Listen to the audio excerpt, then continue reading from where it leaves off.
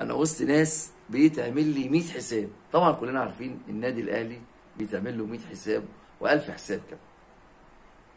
لما النادي الاهلي خسر مباراه طلع علينا الساده الاعلاميين اللي مفروضين علينا وهاجموا اداره النادي الاهلي، واحداث وقيعه بين جمهور النادي الاهلي ومجلس ادارته، بس الواقعه دي فشلت لان جمهور الاهلي جمهور واعي.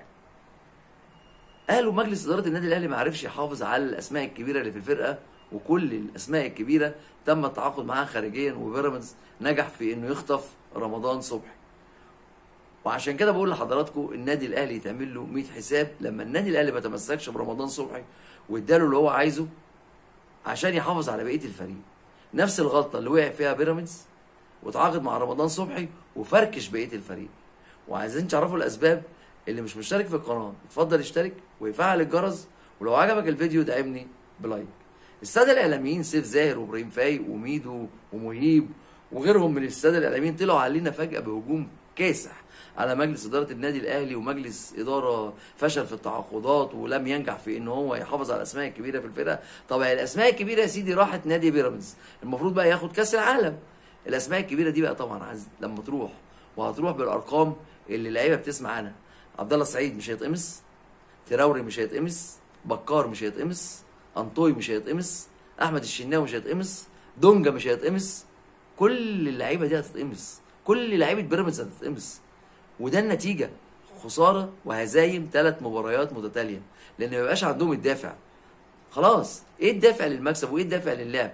ما قبل كده بيراميدز كان بيقدم كوره جميله وكان منافس قوي على الدوري العام، وبينافس على المركز الثاني مع نادي الزمالك، ودلوقتي هو الثالث والزمالك المركز الثاني. فعشان كده بقول لكم النادي الاهلي بيتعمل له 100 حساب لما تحافظ على عضو ولا تحافظ على بقيه الاعضاء. النادي الاهلي اختار انه يحافظ على بقيه الفريق، لان كره القدم لعبه جماعيه مش لعبه فرديه. مش لعيب هياخد الكره من الجول للجون وهيروح يجيب جول لوحده. طب نادي بيراميدز قالوا له انت جايبه ب 40 مليون، خليه بقى ياخد لك الكره من الجول للجون ويجيب لك اجوان، ما هو سوبر مان ويكسبك. هو ده النادي الاهلي بعظمته وبكيانه وبرؤساء مجلس ادارته اللي بيتوالوا ورا بعضهم رئيس ورا رئيس، وكل رئيس يشرف النادي الاهلي ويشرف اي حد ينتمي للنادي الاهلي. كابتن اكرام الشحات خسر تاريخه.